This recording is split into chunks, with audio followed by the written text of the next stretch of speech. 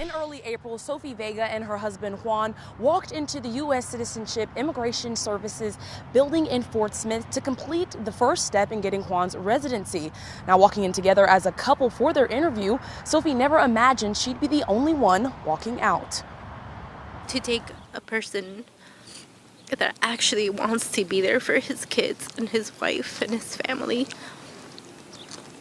The couple's appointment was to get an I-130 form approved. We went to the Fort Smith immigration office to do sort of a routine interview for their marriage-based immigration petition. So Sophie's a U.S. citizen and Juan is an immigrant, and so this is just part of that process. But after what Cash called an unusually long process, things quickly took a turn. We were allowed to leave the building, and then once we were outside the building, they started yelling at us, telling us to go back inside. And once we went inside is when my husband got detained.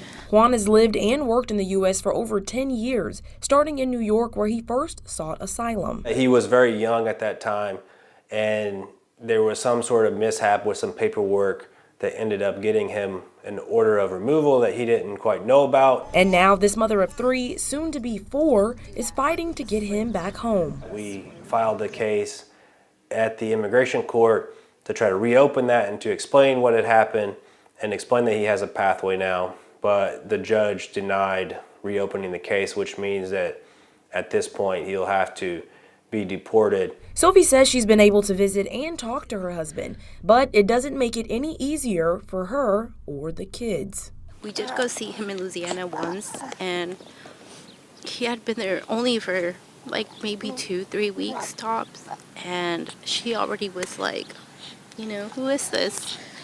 And it was sad to see.